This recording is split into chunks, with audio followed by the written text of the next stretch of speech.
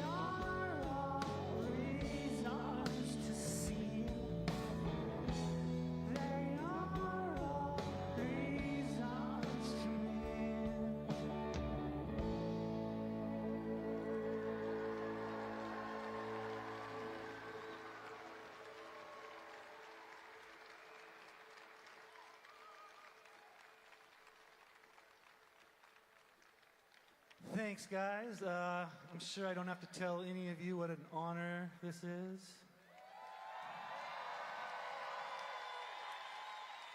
It's a huge honor for us to be here and playing for Bernie and AOC. No, I meant to play for all you guys. You guys too.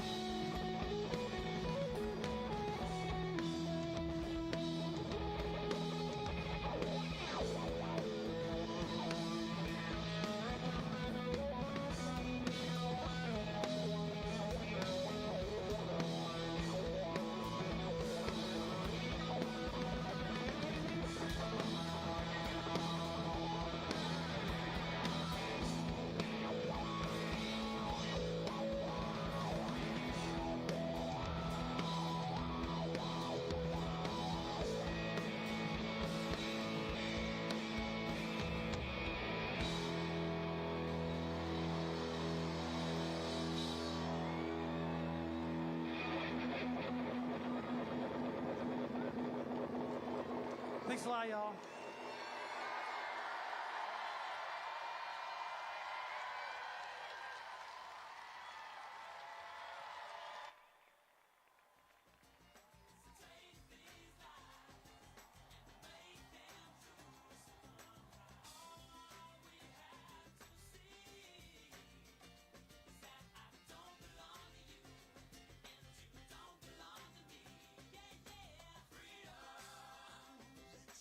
Freedom.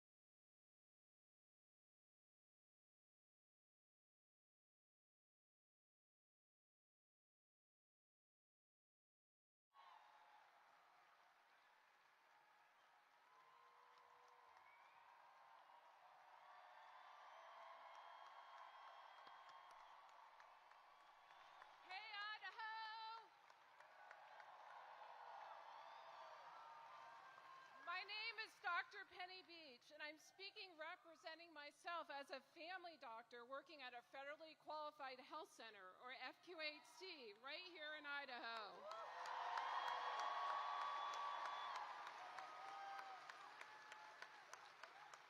What's an FQHC, you might ask? It's a partially government-funded, community-based health center that cares for people who have been forgotten by our healthcare system.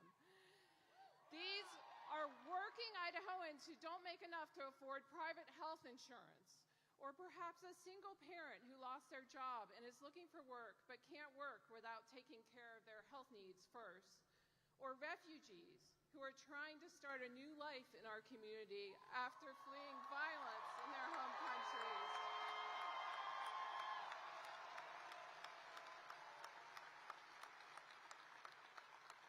Or children whose only chance to see a doctor is because of programs like Medicaid.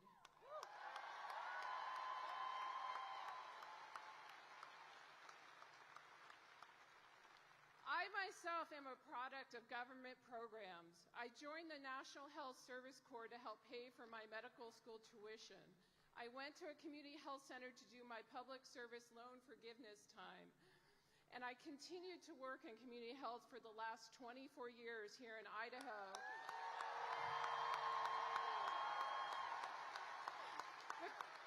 Because my service has given me a passion for helping those most in need. Without federal health care programs, many of my patients would have nowhere to go, nowhere. No treatment for their diabetes, no prenatal care, no help for their depression, no help for their addiction. We are not talking about statistics here. We are talking about real people.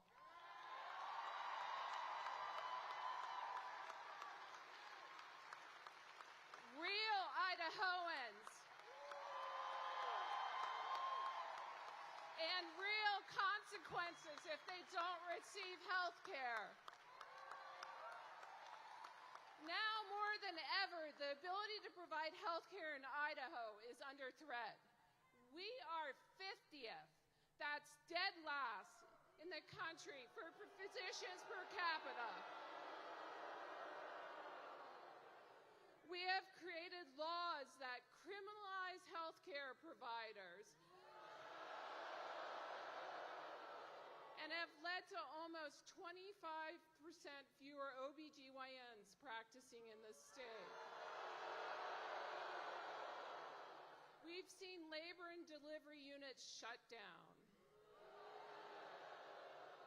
We've seen several attempts to repeal Medicaid expansion despite overwhelming public support.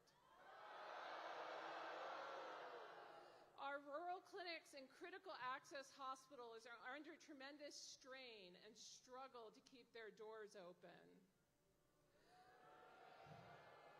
We cannot keep going like this, and we can't afford some giant federal spending cut that will gut vital programs. It's wrong, and we're here to say enough.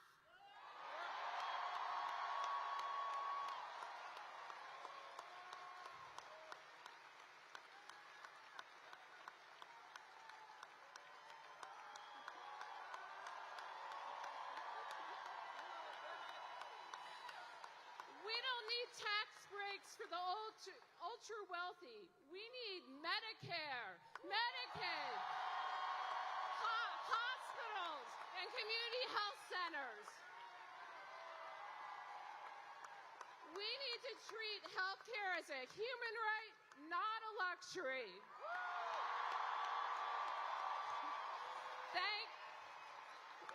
Thank you, and please allow me to introduce your next speaker, Representative Todd Achilles, your state representative from District 16.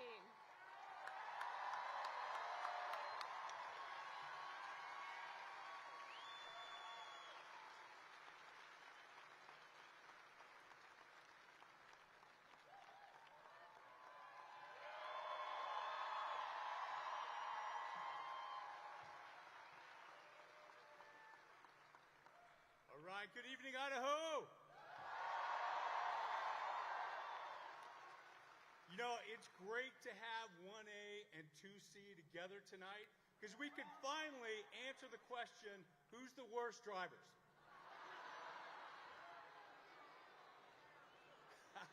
Now, come on, we know what the answer is. We know what the answer is. It's our friends from California.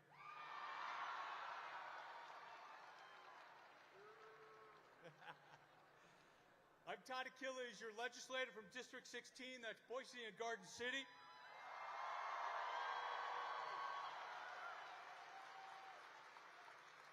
And a proud veteran. Any veterans here tonight?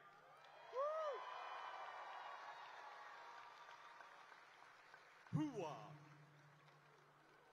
And I want to recognize my District 16 seatmates, Representative Sonia Galaviz, Senator Ali Rabi,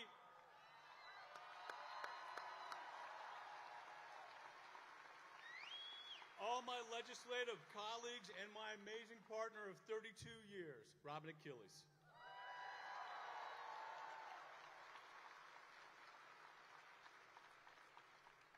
And I want to start by thanking Mayor McLean for standing strong.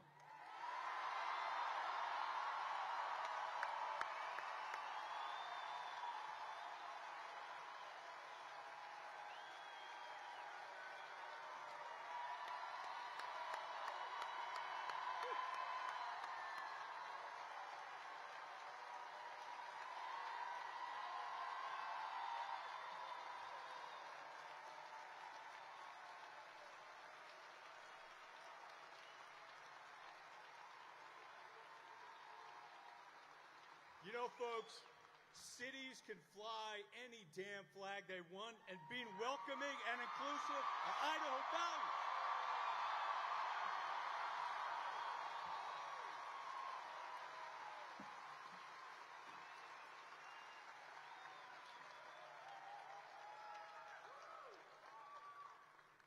All right, wait, hold on.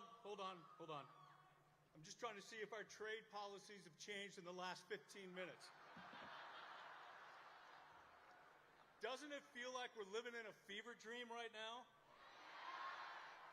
And it only has taken about 4 months for us to shoot down the theory that billionaires should run America like a business.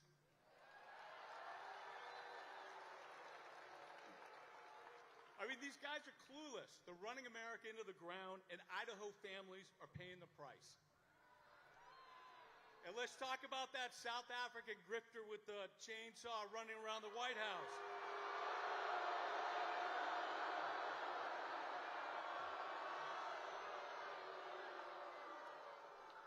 So his reckless Doge cuts are causing chaos across Idaho. And I'm going to focus on 2 areas, veterans and public lands.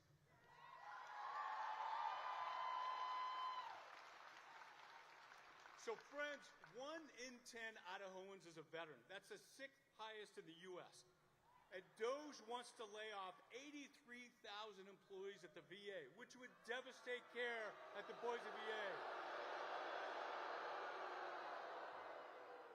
These cuts are a slap in the face of Idahoans who served and sacrificed, and we demand better from our electeds.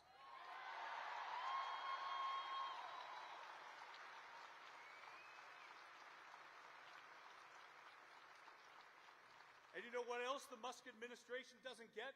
They don't understand how much we love our public lands.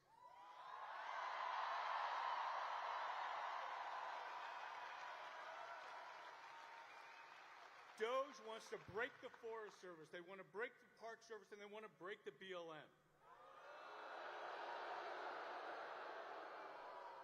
And you know what, folks? Our forests and our rangelands, they're more than natural resources. They're integral to our economy, they're essential to our democracy, and they're core to our identity.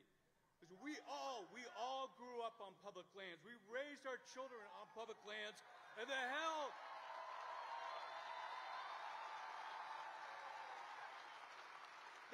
will let Doge sell our lands and steal Idaho's soul.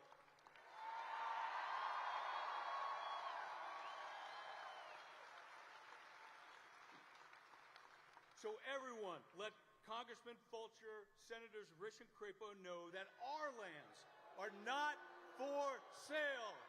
Not for sale.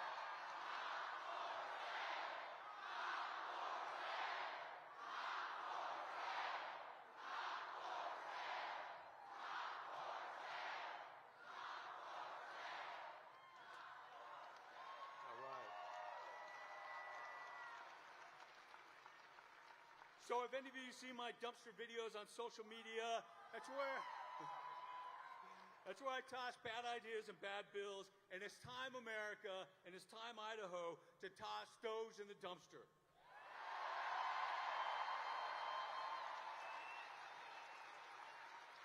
And folks, this starts tonight with each and every one of us. Idaho, no one is coming to save us. It's like those big signs you see when you head into the backcountry, right? Prepare to self-rescue. Idaho, it's time to self-rescue. It's time to unite Republicans, Independents, Democrats. We're going to take back Idaho from the billionaires and the extremists.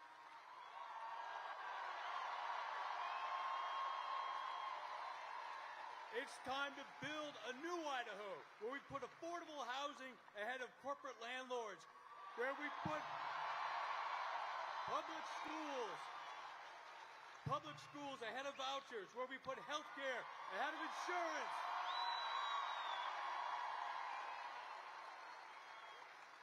And where we put inclusion and love ahead of division and hate.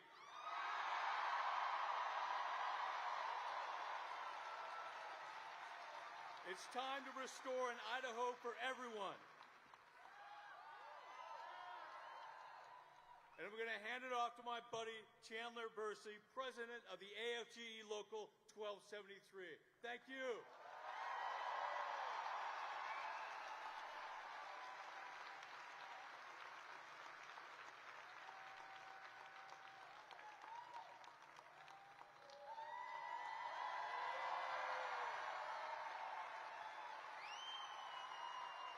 Good evening, Idaho! Woo! Oh, thank you, Todd Achilles, for that wonderful, wonderful speech. All right. Okay, so tonight we're going to talk about Abraham Lincoln's sacred promise, our nation's obligation to care for our veterans. My name is Chandler Bursey, and I am president of American Federal Government Employees, Local 1273.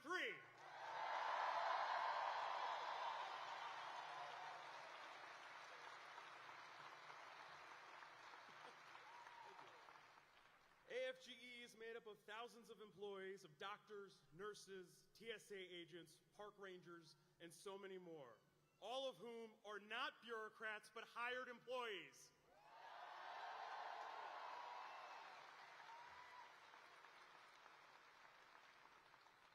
At the Boise VA, 1,300 federal employees work together to ensure the compassionate care of our veterans.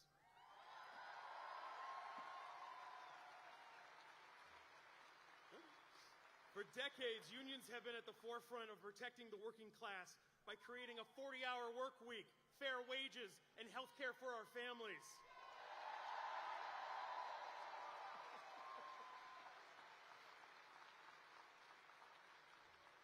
Unions ensure that the federal workers have a seat at the table and a collective voice loud enough to be heard.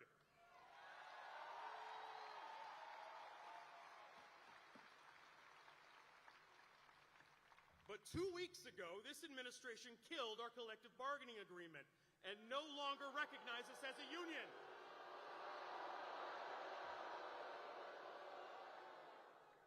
Our voice is to ensure that the government works for all Americans, not just the 1%.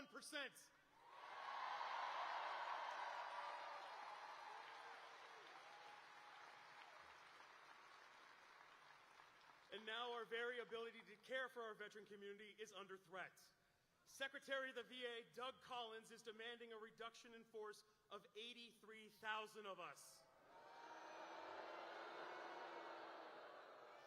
That means at bare minimum, at absolute bare minimum, at the Boise VA, 300 highly qualified and skilled employees will be fired.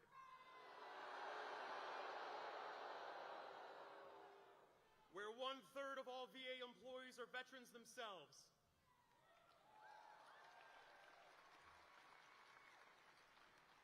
If this administration follows through with its plan, it means that veterans at the Boise VA will be pushed into the outside community, which is already rapidly becoming a healthcare desert.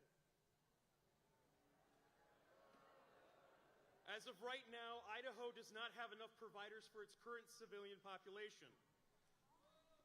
Oh, it gets better. Our lawmakers continue to make bad laws against women's reproductive health,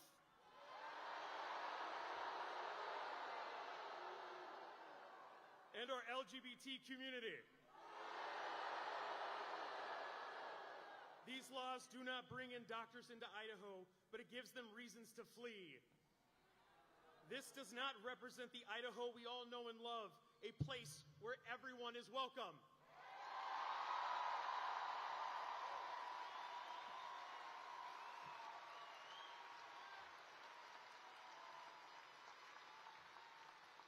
Shout out to my wife, Kelly O'Neill, who is a rights attorney here in Idaho.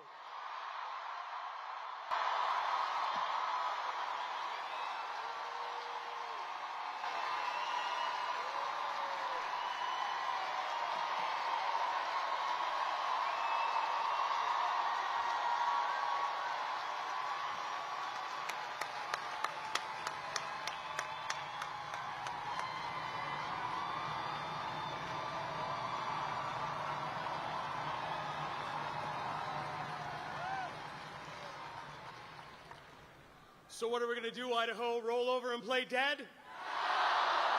You're goddamn right we're not. We're going to organize. We're going to unionize. And we're going to fight.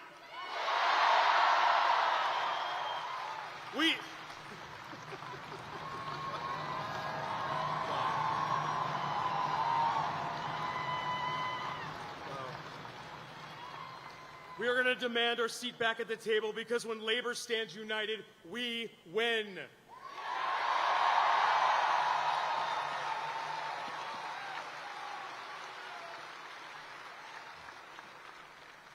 Now, bringing it back to the beginning, President Abraham Lincoln's sacred promise was this: to care for him who shall have borne the battle, and for his widow and his orphan. Meaning, if you fight for America, America's going to take care of you.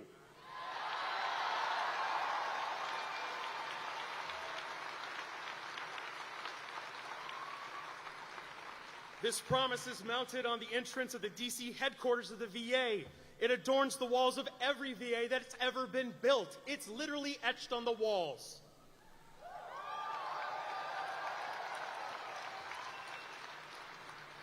So now is the time to demand.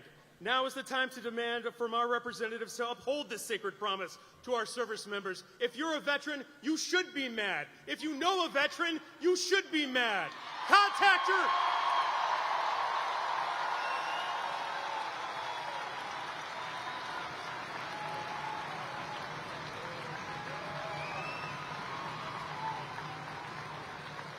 You should be mad as hell and never back down. Contact Crapo. Contact Rich. Let them know how you feel. Tell them how you feel.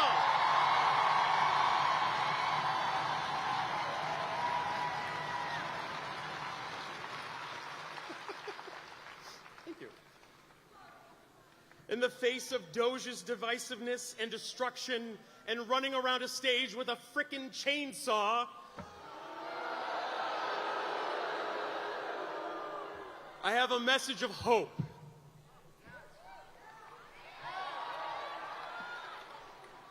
When we walk together, we go far. When we listen to each other, we create peace. When we are together, they cannot tear us apart. Arm in arm, brothers and sisters united in our labor movement.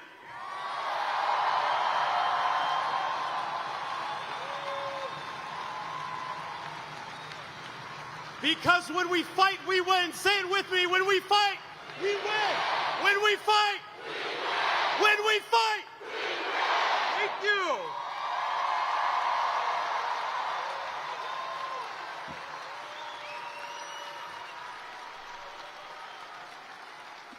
All right, we're waiting for more people to come into the parking lot and fill this room to the capacity that it should be at. And we're going to be right back, okay? Because we fight! When we fight!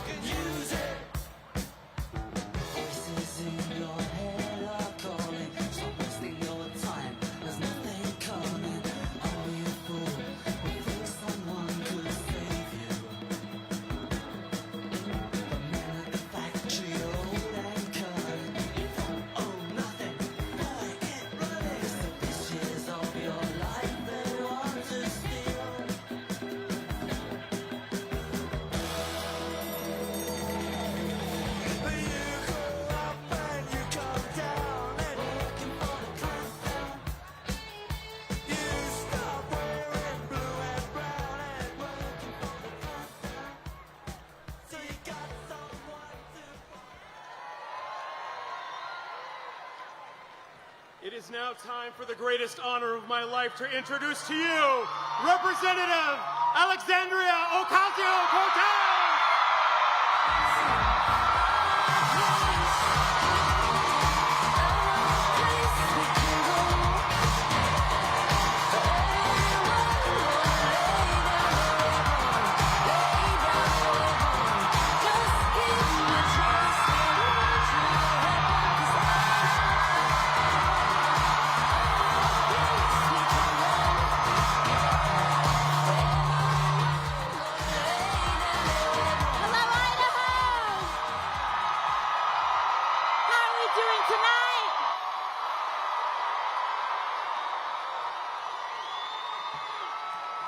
Are we ready to win? That's what I thought. Thank you so much for welcoming me. Boise, Nampa, Idaho, thank you so much. And I want to take the opportunity, and I want to love you right back. I want to thank each and every one of you for making the effort to be here today, for taking the time to join together. You know, it's funny. I was hearing that earlier today on the television. There was someone saying, why is AOC, why are AOC Bernie going to Idaho? And I'll give you one simple answer. It's because you matter.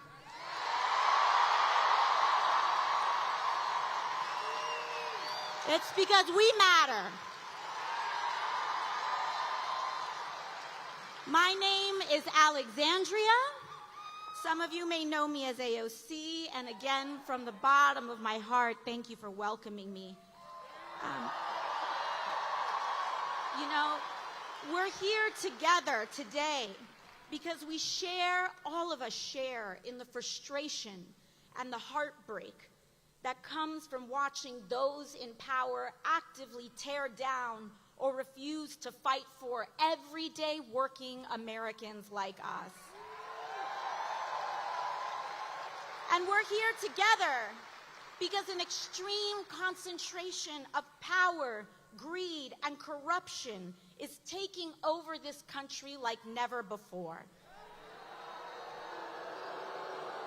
You You know, it's bone-chilling. Every day there's something new, and today we just saw President Trump express openness to taking U.S. citizens and sending them off without due process to foreign prisons. It's anti-American. But this concentration of power, greed, and corruption is oligarchy. It's oligarchy in America. And we must acknowledge the terrifying moment that we are in right now, and that what we are hearing and seeing with our own eyes is, in fact, happening. We are watching as our neighbors, students, and friends are being fired, targeted, and disappeared. This is real. People we love are being targeted and harassed just for being LGBTQ. Our workers, our co-workers, U.S. citizens and immigrants alike are being disappeared off the street by men in vans with no uniform.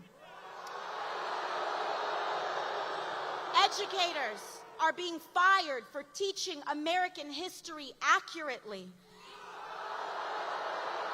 And activists are being detained with no charge or evidence for using their First Amendment rights, especially if they are being used to end the war in Gaza. In fact, the Trump administration admits that it has jailed Mahmoud Khalil, a young husband and father from where I come from in New York, without any evidence or charge of a crime. They openly admit that they have thrown him in a cell thousands of miles away because he attended a protest and they did not like the content of his speech. And Donald Trump's detention of Mahmoud Khalil for his speech is anti-American too. And we demand his release, along with the release of Rumaisa Ozturk, who he is also jailing for writing an op-ed in her school paper.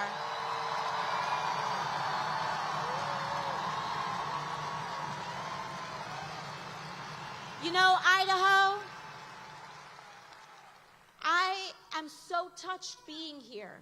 I'm a girl from the Bronx.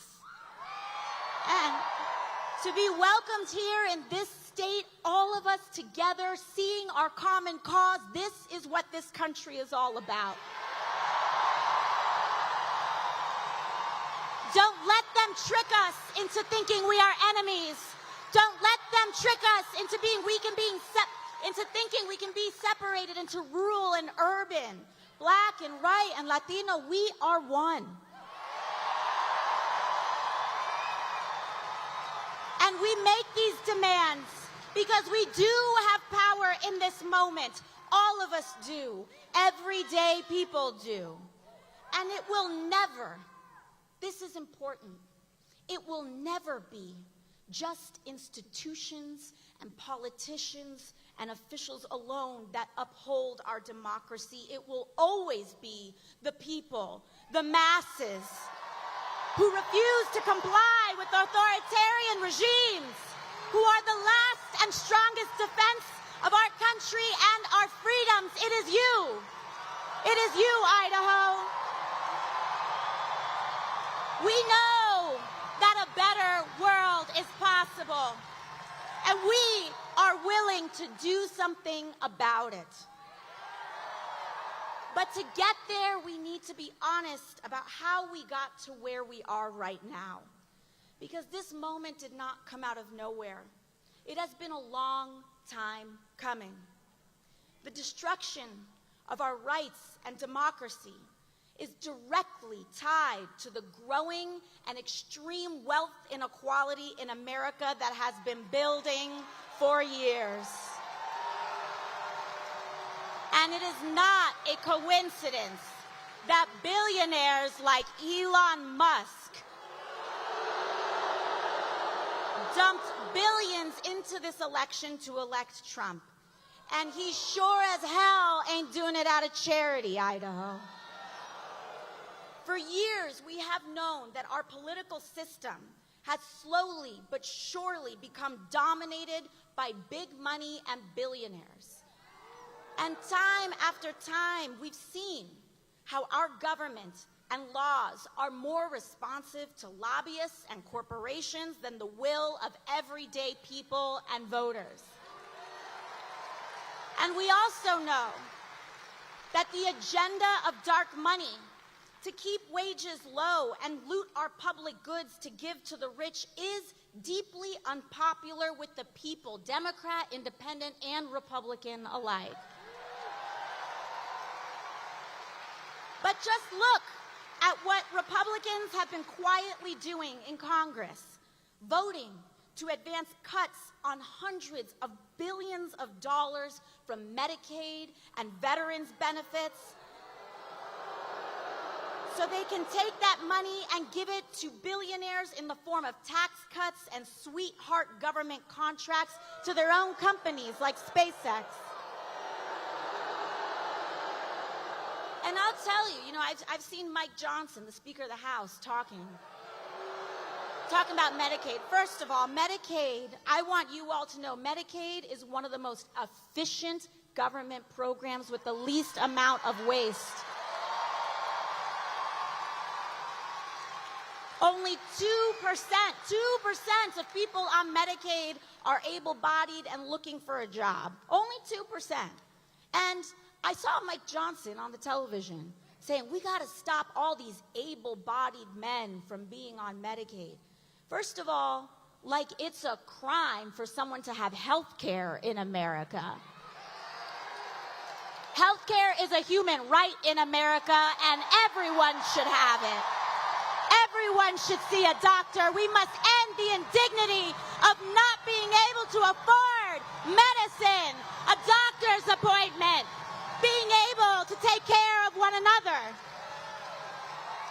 But that aside, we must know that these cuts are exactly how they are trying to loot. It's not about waste. It's about what they're trying to give to the billionaires who pay them. And you know who voted? You know who from Idaho voted to gut Medicaid for everybody, by the way? Both of your senators, Jim Risch and Mike Crapo. And your House members, Russ Fulcher and Mike Simpson. You deserve better, Idaho. They know that that's not what you want. They know it is deeply unpopular. They know that it hurts the working families of Idaho, but they are not here to serve working families. They are here to serve themselves and the billionaires who pay them. And they know that the only chance they have to get away with such an unpopular and hurtful agenda is to stoke deep divisions along race, identity, and culture to keep us fighting and distracted. It's not going to work anymore.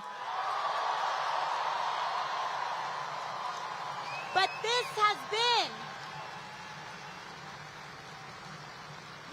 been the big money playbook, not just now, but it's been their playbook for decades. And that is why Donald Trump is not an aberration.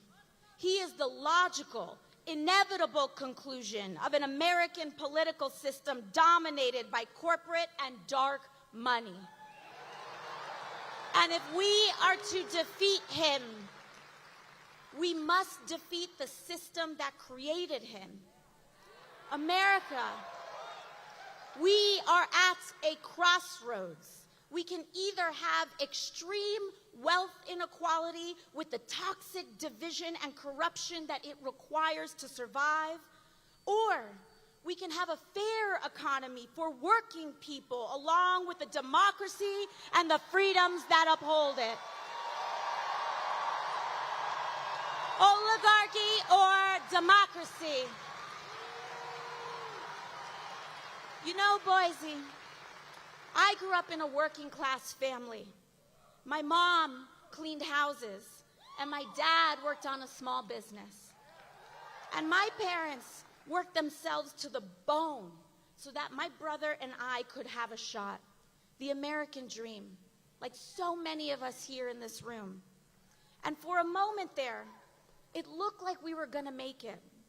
We had a home, bills were getting a little less stressful to pay, and I was doing well in public school. And what may have looked like a modest life to others was a dream come true for us. But suddenly, when I was a teenager, my dad was diagnosed with a rare form of cancer. And after a long fight, we lost him. My dad actually passed away in September of 2008, just as the economy crashed in the Great Recession and millions of our jobs vanished across the country. It felt like the world of my family was falling apart just as the larger world was falling apart too. Overnight, my mom was left to figure out how to provide and put 2 kids through school, keep our house, pay off medical bills, all on a house cleaner salary. And that's how I became a waitress, because it was millions of innocent working families back then who paid the price, while the billionaires and thieves who defrauded our financial system got off richer than ever before.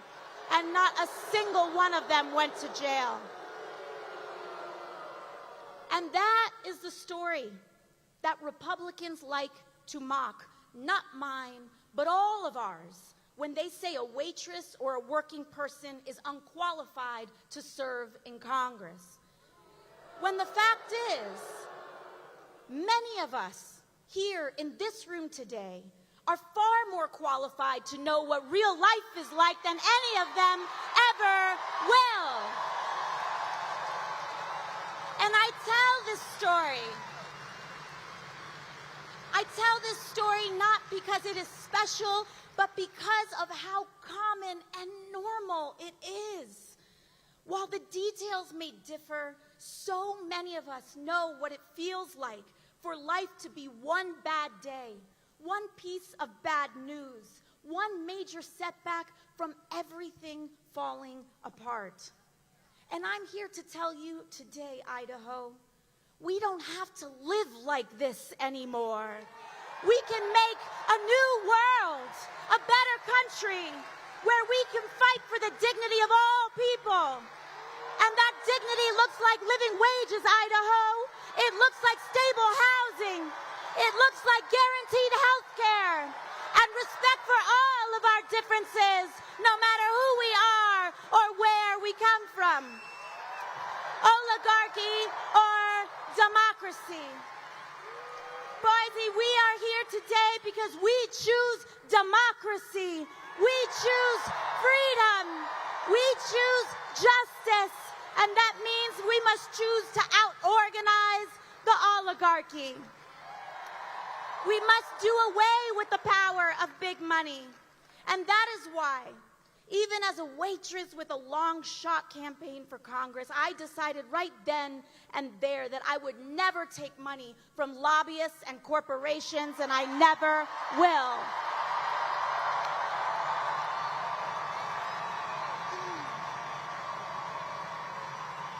And you know what, Boise?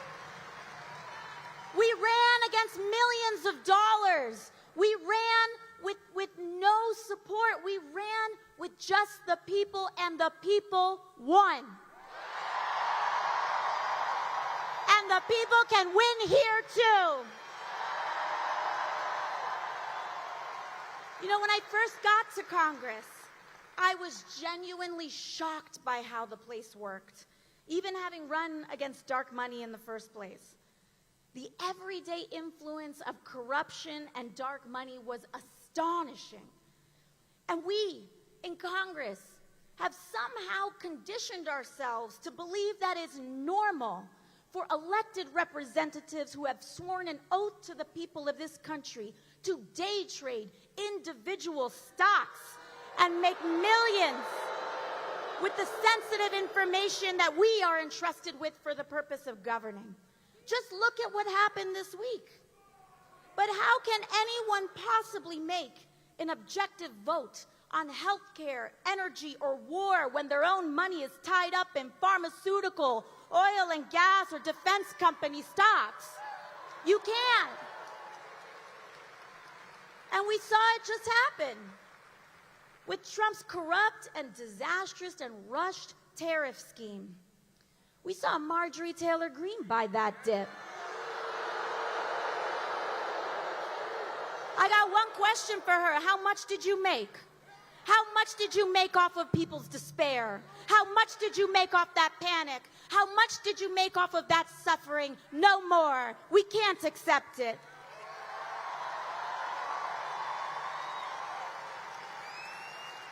It was all, I hope we see now, that it was all about manipulating the markets so that he could quietly enrich his friends who bought the dip before reversing it all in the morning. Boise, this is a matter of fact.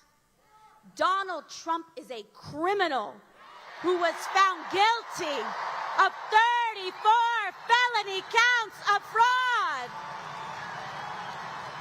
liable for sexual abuse. Of course he's lying and abusing and manipulating the stock market too.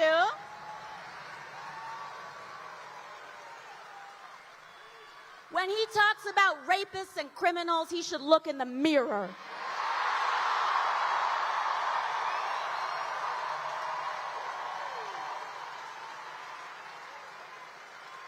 But back to stocks. To be clear, I don't care what party you are, Democrat or Republican.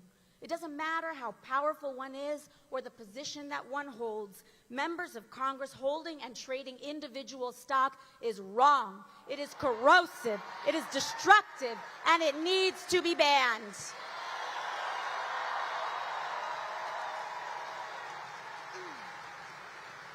I'll give you another example of something that I found so surprising. Just this year, I happened to be named to the Energy and Commerce Committee in Congress. Now, this is one of the most powerful committees in all of Congress. It controls 2/3 of the American economy. Healthcare, energy, trade, technology, communications, manufacturing. And for years, lobbyists fought to keep me off that committee because they don't like what they don't control. And an interesting thing happened the day that the announcement went out that I was named to this committee. Our phones rang off the hook and our inboxes were flooded by every corporate lobbyist under the sun who suddenly wanted to be my best friend. But you know what, Boise? Because of your support, because of you all showing up, because you allow me to not take a dime in corporate money, you free me to say no. And we can free others to say no too. We have to free others to say no too. Because I've seen how these groups bully and intimidate members of Congress, threatening to take money away from them or spend it against them if they don't do what they want. And what they want is for our lives to be as expensive as possible on the lowest possible wage. And I want us all to understand that this constant pressure that we are feeling in our lives, of the water rising up to our throats, of the impossibility to afford anything easily, of the bitter divisions driven more by online algorithms and the truth, of the fear of speaking up or for being who we are in public, the crumbling of our rights and protections. Understand that all of this right now is what it feels like to be governed by billionaires. This is what oligarchy feels like. Not someday, not in theory, right now. And the first step is to open our eyes and our neighbors' eyes to it. Because of course, it is a system that depends on division to enable inequality, that will favor a president who is the best at dividing us and most skilled at his corruption. And it will also reward the Republicans in Congress who support that agenda, no matter what crimes are committed. Big money is how we got Donald Trump. His whole presidency began with launching tools for bribery, meme coins, and cryptocurrencies to fleece normal people and move money in the dark.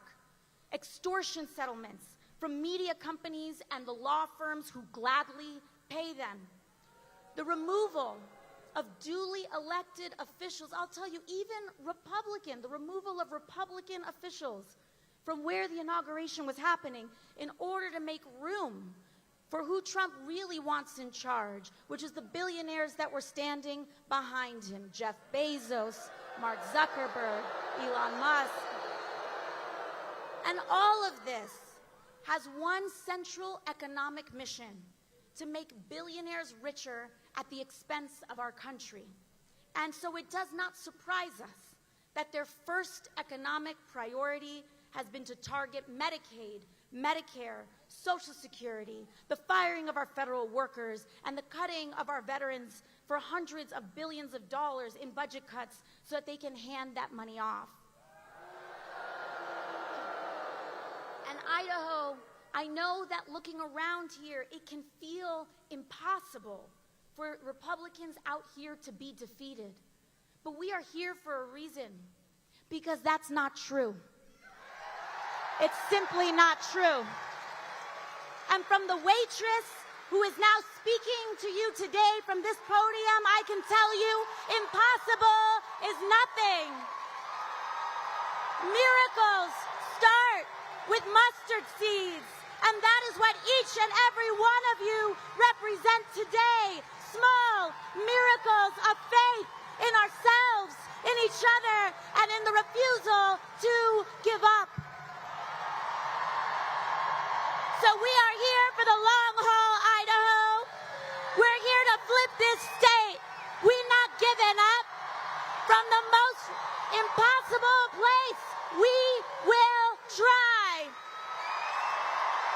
For school boards and community associations, for small business groups and town councils, for public art and gestures of inclusion, and we will build from there.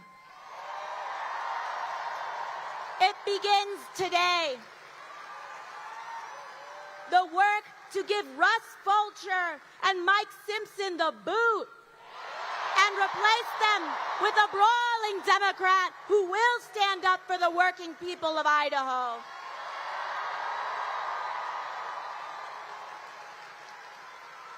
If places like Tennessee and Kentucky and West Virginia could be blue and go to red, Idaho can go from red to blue.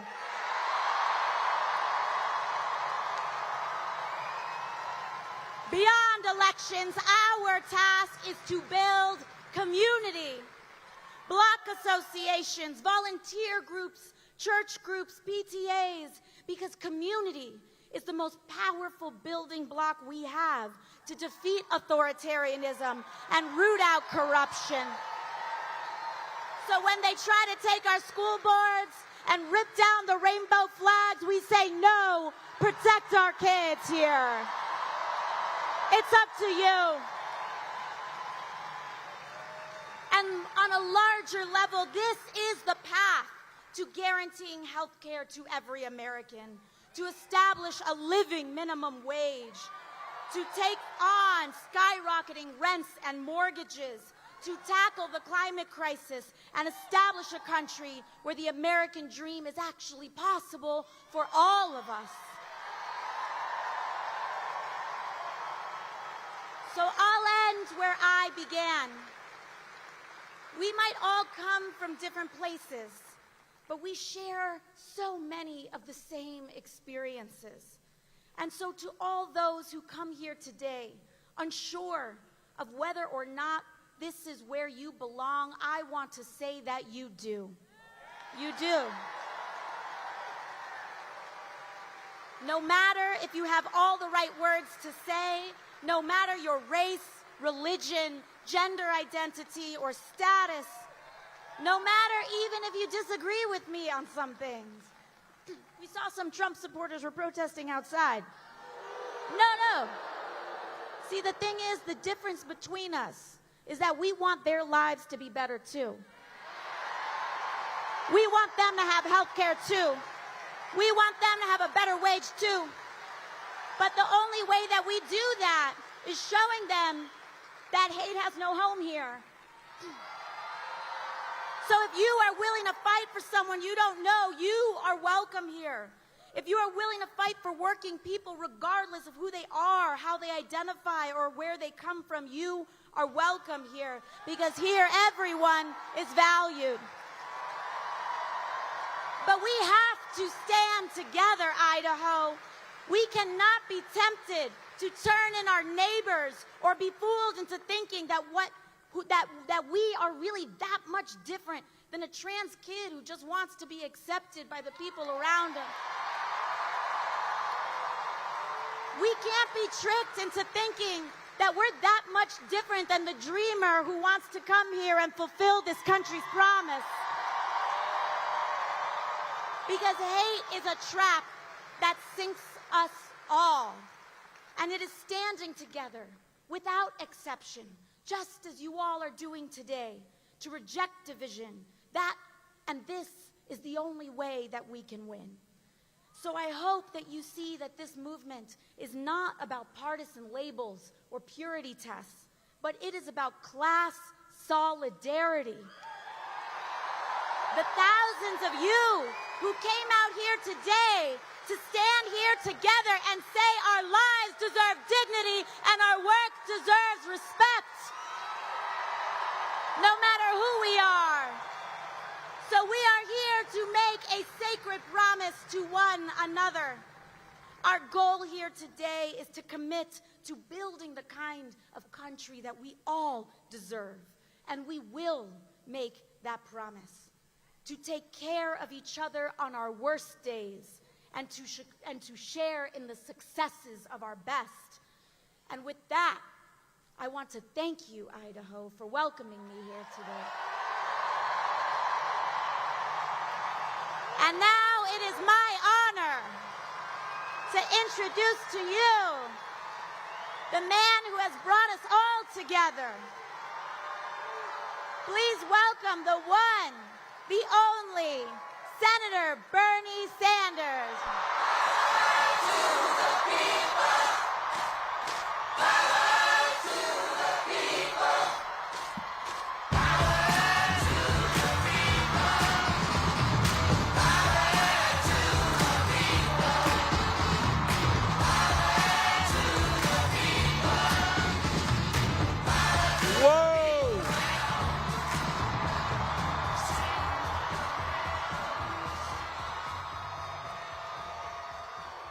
Alexandria, they told us this was a conservative state. They got it wrong.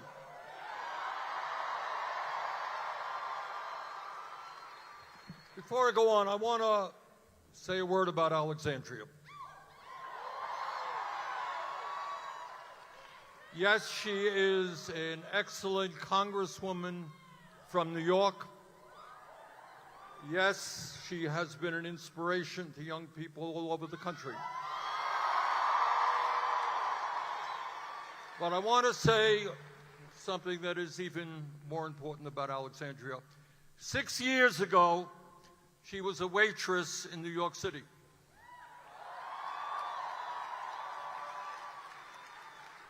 And she looked around her in a community which has a whole lot of issues. She looked around her and she said, you know what, we can do better.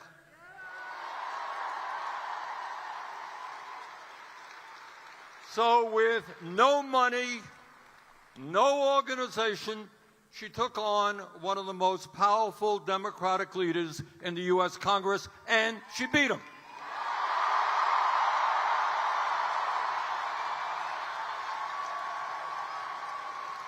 Now, my point is not to grow her ego. That's not my point in saying that. My point is to say that in this arena, of 12,000 people.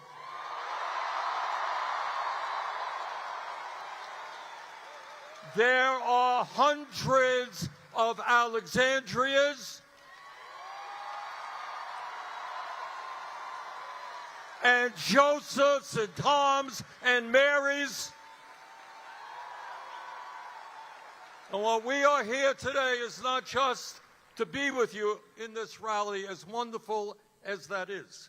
We're here for a deeper purpose, and that is to understand that in this very, very difficult moment in American history, all of us have got to get outside of our comfort zone.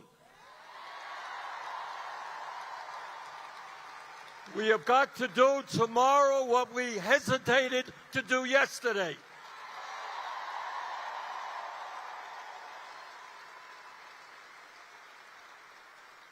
And as Alexandria just said, when we stand together, when we do not allow them to divide us up by the color of our skin or where we were born or our sexual orientation, there is no stopping us.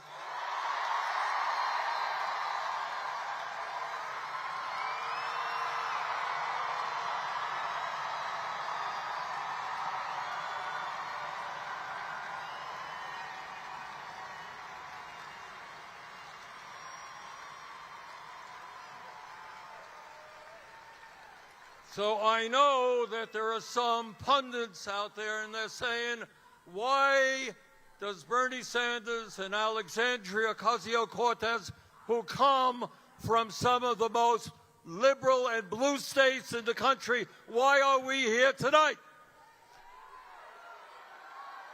And the answer is we don't accept this blue state, red state nonsense. We are one people.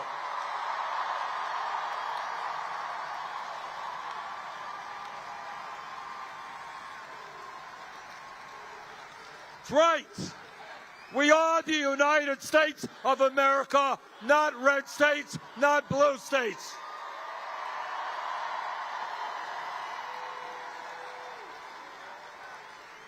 The country now faces some enormous problems, and at the top of the list, we have a nation which is now run by a handful of greedy billionaires. You know, I used to talk about oligarchy, and people say, what is he talking about? Everybody knows what I'm talking about tonight. When Trump got inaugurated, sitting right behind him were the three wealthiest people in this country, Musk, Bezos, and Zuckerberg. And seated right behind them were 13 other billionaires who Trump had nominated to lead major government agencies. You know, some of you remember a lesson we learned in elementary school when Abraham Lincoln was at Gettysburg, and he was on the battlefield where 20,000 Union soldiers had died or had been wounded just a few days ago. And he looked out at that battlefield and he said, we are not going to forget the sacrifice they made. We are going to make a government of the people. That's why we're here tonight.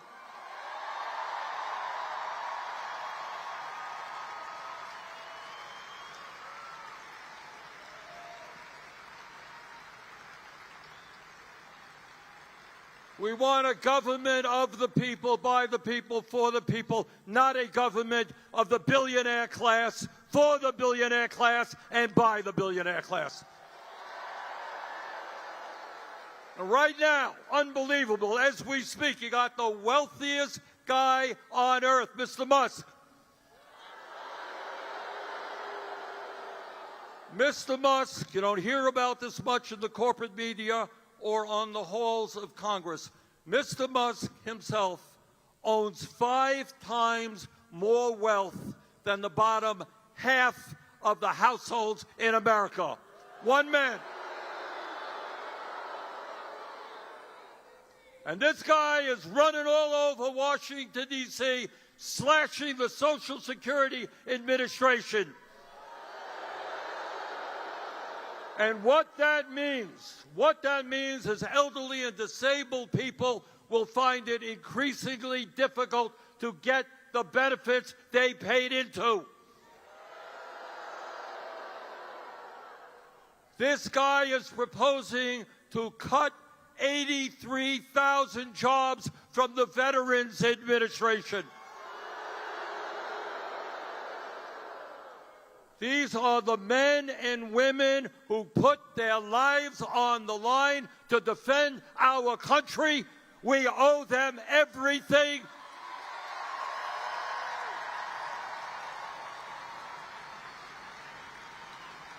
And we're not going to allow Musk and his friends to cut VA benefits.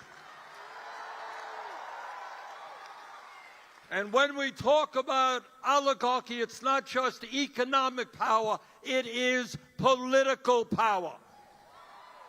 Right now, in this last election, Musk spent $270 million to elect Donald Trump as president. You get one vote, you get one vote. Musk gets one vote plus $270 million to elect Trump, and his reward is to become the most powerful person in government. But it is not just Musk and the Republican Party. The Democrats have their billionaires as well. And if you want to know why the Democrats over the years have not been as strong as they should be in standing up for working class people, it has a lot to do with the power of those billionaires. So I know that I speak not just for progressives or moderates or conservatives. I think I speak for every American who understands that in our democracy, we cannot allow billionaires to buy elections.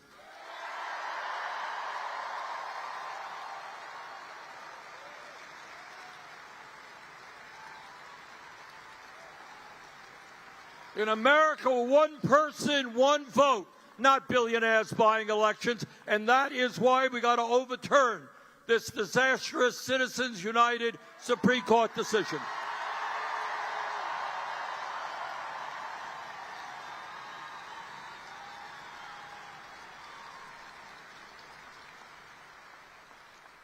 I want to say a word about the oligarchs, because it's something I really don't quite understand. One might think that if you had 10, 20, $30 billion, it would be enough.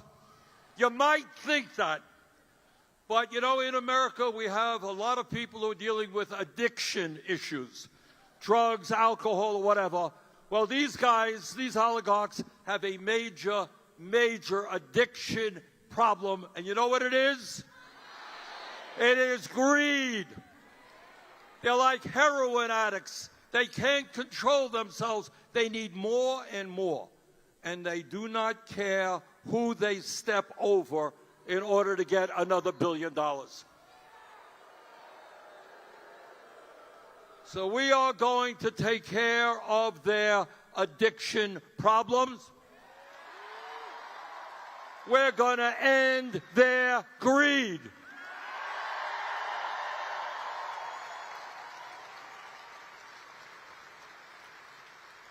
But brothers and sisters, it is not just oligarchy we are dealing with right now. We are dealing with a president who undermines our Constitution every single day,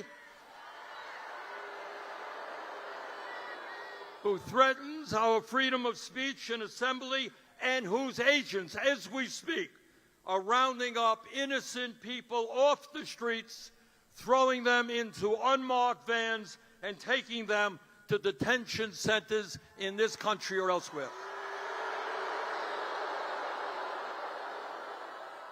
Can you imagine? I don't know if some of you saw some of these videos. Woman walks down the street. Suddenly, car stops. These guys come in plain clothes, masks on, throw her into a car.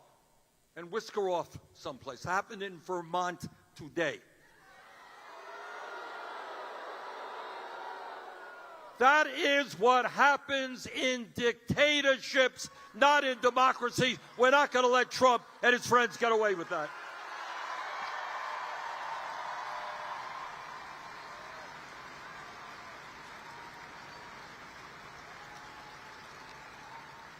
And again, I don't care whether you're a conservative or a progressive. Men and women have fought to defend our democracy and our Constitution. And we're not going to let Trump destroy that Constitution.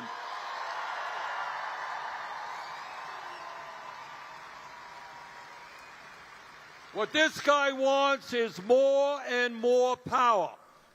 You know, the guys who wrote the Constitution back in the 1790s were nobody's fools. And they wrote a Constitution which had a separation of powers. You all remember reading about that in the 5th grade? You know, you got an executive branch, you got a legislative branch, you got a judiciary. And each one of those branches keeps a check on the other one. And day after day, what Trump is doing is trying to take power away from the Congress. He's trying to take power away from the judiciary. And right now, he's going after the media. I don't know if any of you saw it. He is now wanting to take away CBS's license because they did a story that criticized him. Oh, my word, CBS criticized him. Oh, let's drive them out of business. How terrible is that? He has sued ABC. He has sued Meta. He has sued the Des Moines Register. This guy cannot take criticism. He can dish it out all right, but he can't take it. And I say to Mr. Trump, if you can't take criticism, get out of the political process. This is a democracy.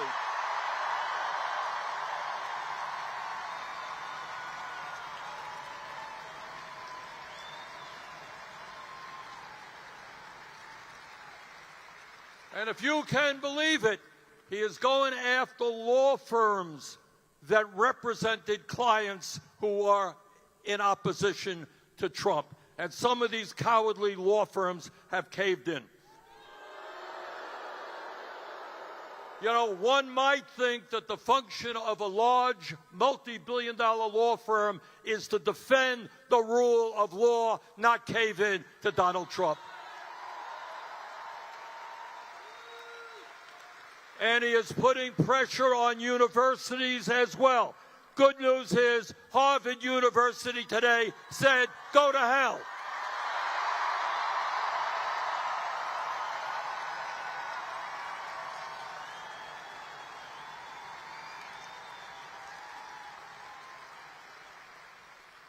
During World War II, when the United States of America and our allies were fighting fascism in the East and in Europe, 400,000 men and women died to defend American freedom. We take, as Americans, as the longest-standing democracy on earth, as a country that the whole world has historically looked up to.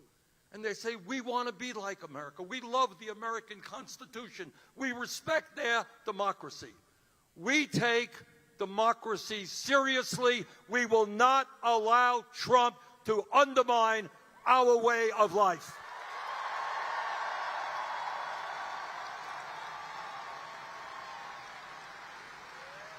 Too many people have fought and died to defend democracy.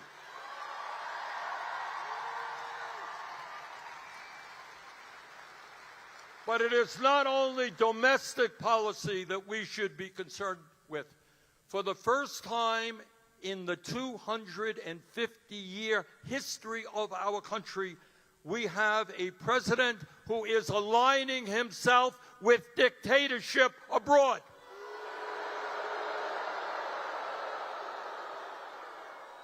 No, President Trump, Ukraine did not start that war. Russia did.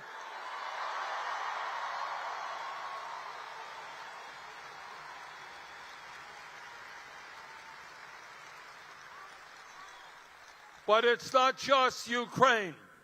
Trump is following in the rather unfortunate behavior of Joe Biden and wants billions of dollars more to fund Netanyahu's war machine in Gaza.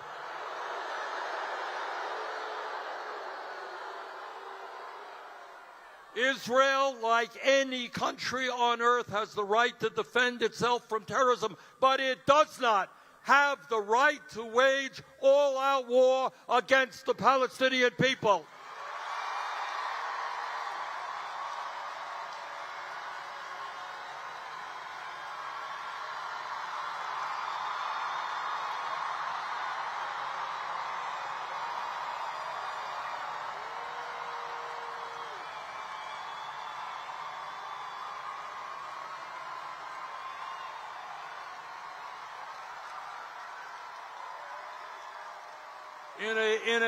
In a territory of only 2.2 million people, Netanyahu has already killed 50,000 Palestinians, wounded over 100,000, and destroyed the entire infrastructure of Gaza.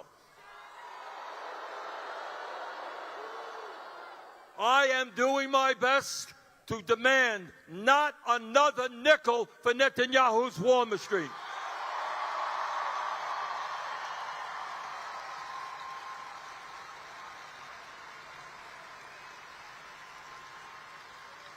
And as bad as all of that is, as bad as the reality that American bombs are killing children there, there is something now even worse.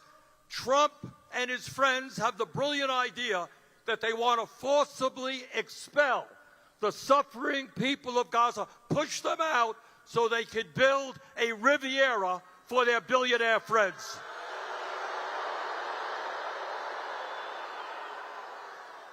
That is absolutely insane. We will not allow that to happen.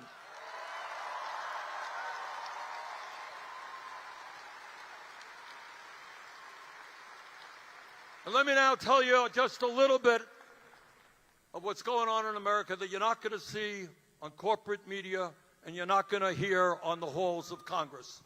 And that right now in America, we have two Americas. We have on top one America in which the wealthiest people, the top 1%, have never, ever had it so good.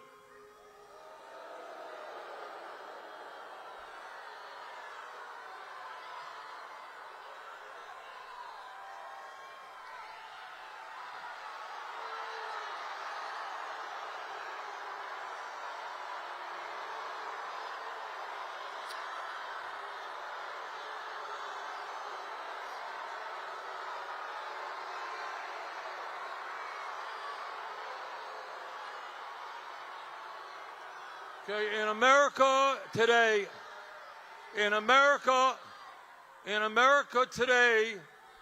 we have more income. In America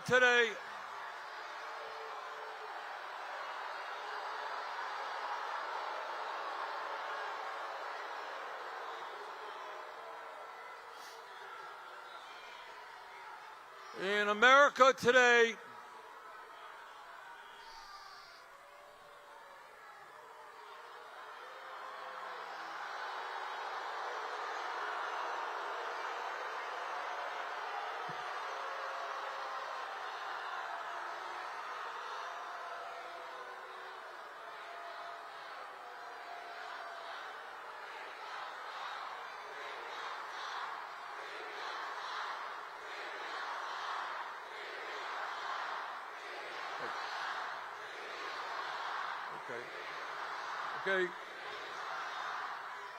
Okay. All right, let me move on to, I know that this is a sensitive issue, something I am helping leading the effort in Congress. But I do want to say, hold it. What we have also got to focus on is the crisis facing not only the people in Gaza, but the crisis facing the working class of this country. And the way we beat Trump is we develop an agenda that speaks to the needs of the working class of this country, not just the 1%.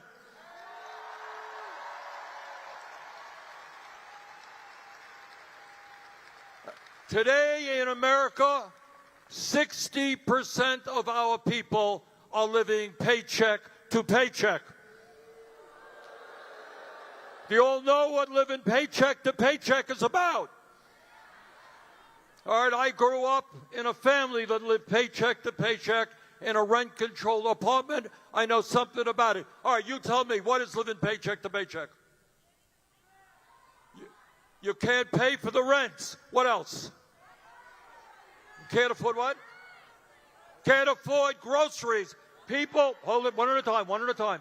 People all over this country want to provide good quality food for their kids. They walk into a grocery store, they can't afford it. What else do you got?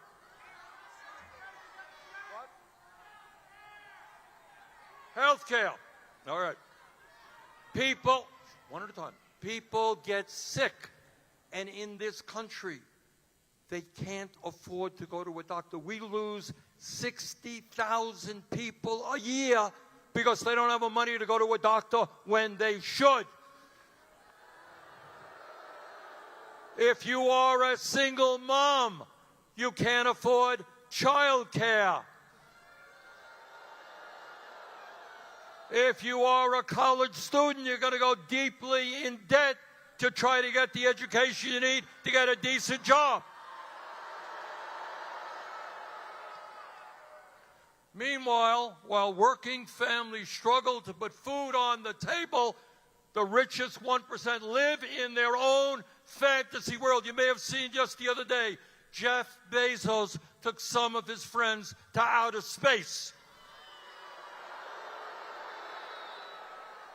When they go on vacation, they go to their own islands that they have, fly around the world in their own planes.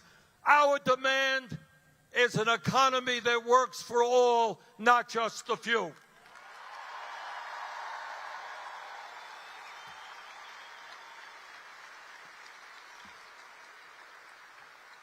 Now, I want to deal with an issue, and I want you all to put this into your hearts. Back in 1944, long time ago, Franklin Delano Roosevelt, one of the great presidents in American history, Roosevelt gave a State of the Union speech. This was in the middle of World War II. And it didn't get a whole lot of attention. He said, you know what, we have a great Constitution, freedom of speech, freedom of religion, freedom of assembly. But you know what we're lacking? What we are lacking is an understanding that economic rights are human rights.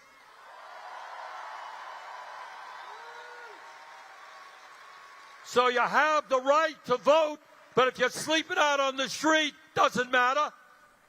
You have the right to vote, but if you can't afford health care, it doesn't matter. So what we need to do is to understand and not let the establishment beat us down. Economic rights are human rights. What that means is that Musk should not be able to own himself 5 times more than half of the households in America. What it means, and this is not a radical idea. It is not a radical idea. We are the richest country in the history of the world. We are not a poor country. We do not have to have people sleeping out on the street or kids going hungry.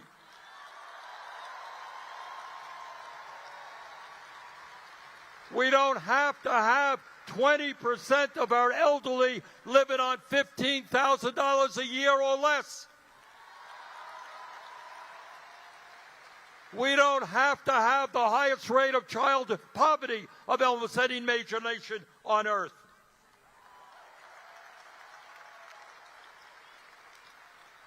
So what do we have to do? What we have to have is an agenda that speaks to the needs of all Americans, whether you're in Idaho, Vermont, or any place else. Brothers and sisters, Health care is a human right.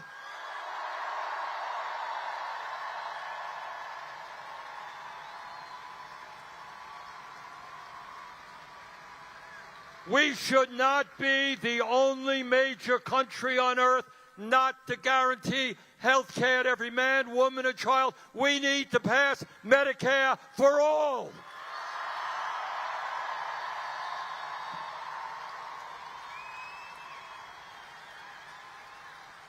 Instead of spending $1 trillion on the military, we need to build 5 million units of low-income and affordable housing.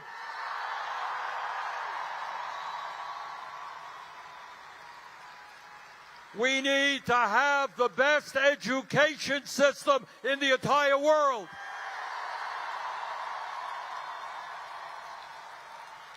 I want the best and the brightest to go into teaching.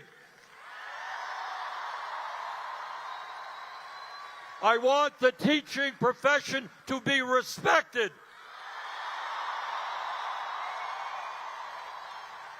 I want us to have free child care. And I don't want our older kids to have to leave college deeply in debt. Free college tuition.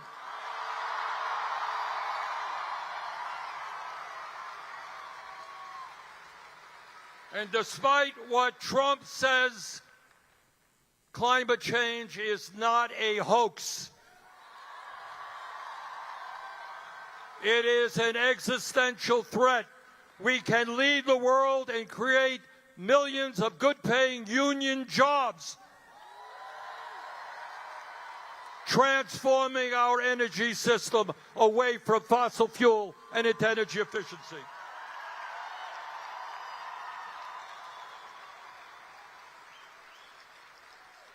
Let me conclude by reading you a quote from Frederick Douglass. You'll remember Frederick Douglass? He was a great abolitionist, and in the midst of the struggle to end the nightmare of slavery back in 1857, this is what he said, and I quote, "Power concedes nothing without a demand. It never did, and it never will. Find out just what any people will quietly submit to, and you have found out the exact measure of injustice and wrong which will be imposed upon them. And these will continue till they are resisted with either words or blows or with both. The limits of tyrants are prescribed by the endurance of those whom they oppress."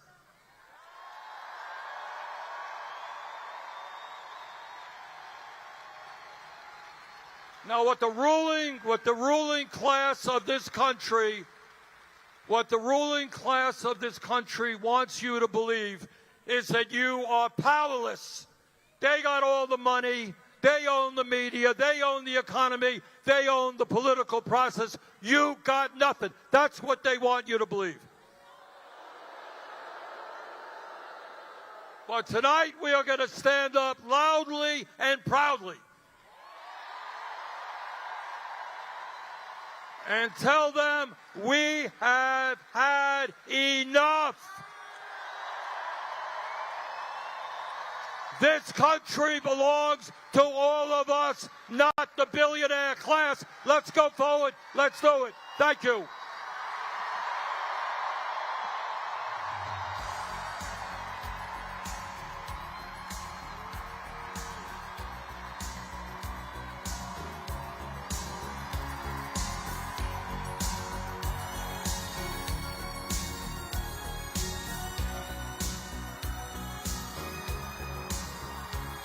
Lord,